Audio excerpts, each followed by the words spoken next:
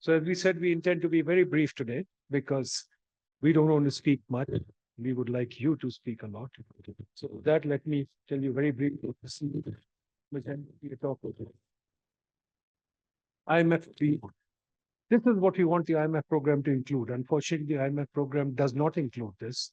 And that's a sad part of Pakistani IMF programs, that they're too superficial, they need to be deeper. The current situation is very simple. I'll run through the slides. I won't dwell on the slides. Current situation, we are near default. And let's face it, the red is IMF projections. You can see going into the next 5 years, we will be short of finance. We will be looking for $24 to $25 billion every year. That means that's the money we don't have. We have to beg. The red is IMF projections, as I said, and we think they're too optimistic. Look at the, in terms of reserves, we need 120% of our reserves as extraordinary debt that we need to borrow. So it's a crisis situation if there's one. And I think this is something we should all recognize. I think the media does not recognize enough of this, unfortunately. Look at the current crisis. The current crisis is excess capacity is building up. Huge amount of excess capacity in the country. You can look at that graph on the right-hand side. That's the output gap. We've got about roughly 15% extra capacity lying around doing nothing. We've got lackluster growth, our growth going forward. IMF projects at 4 to 5%. We think that's too high, probably much lower. The red, probably much lower than that. Our deficits, for 77 years, we've been trying to manage deficits. We've had 24 IMF programs, all of which have failed. And we're looking forward to another IMF program. As I came in, I was hearing the finance minister wants a big IMF program. Wonderful, great. But look at the projections. Our GDP growth rate is going to be 3%. Is that what we want? We'll talk about that later. Our reserves, no matter what we do, are not going to go to any manageable figure. 22 billion is not even 3 months of reserves, 3 months of imports. Sorry. Our inflation rate is optimistic. We don't know whether we'll come to that or not.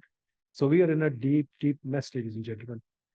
But the worst thing is our investment rate always remains low. 16, 17% is the IMF projection. Historically, we've been 15%. India is 30%. China is 40%. Bangladesh is 25%. We don't invest. So we should worry about that a lot.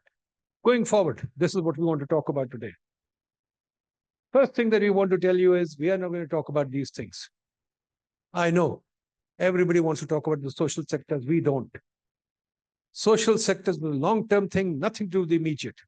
And in any case, giving people bad education is a bad idea. Don't give them education. Giving people health without opportunity is a bad idea. Climate change is not our problem, it's a Western problem.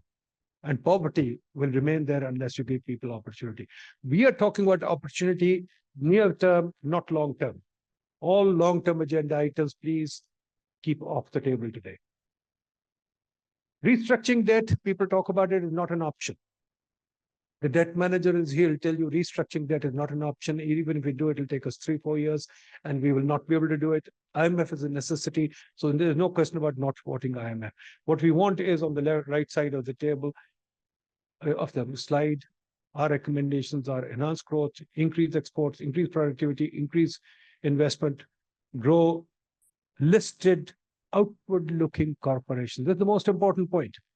Today, we've got inward-looking pygmy companies. We need to have outward-looking giant companies exporting.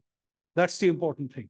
And we need brands and domestic market development. So this is the agenda, but we'll go into it at length. Most important economic variables to watch, productivity and investment. We don't have either. So this is the slide. I want you to read this. I don't want me to explain it to you. And here, productivity and investment, the two important things that every country in the world watches except Pakistan, are declining. We are not productive. We're an unproductive people. We don't invest. So what do you expect? Especially you young people. You're not going to get a job, I can tell you that today. You're not going to go anywhere in the world. So what do we want? This is how we've calculated what we want to do in the long term. Our growth. We need 8% growth to employ you young people. If you don't have 8% growth, many of you are going to be unemployed. 8% for the next 30 years. And this is the black line where we're only employing the men, the current people who are maybe some women too, current people on the labor force. Nayab is sitting here who helped me prepared all this. Nayab is one of the people who contributed this. She did this slide. She can tell you the red means everybody in the labor market, which means women too. Then we need a much higher growth rate. We are not going to get it. This is the debt situation. If we go as we are, the green line, our debt will increase. If we grow reasonably well, which we are not growing at the real interest rate, our growth will remain the same. Our debt will remain the same. But debt as a percentage of GDP will only decline if we grow at 8% of GDP. So 8% is the national goal that we must fix. And it must be do or die 8%. That's what we want. 8% growth means 28.8% investment. This is what we need. Are we going to do that?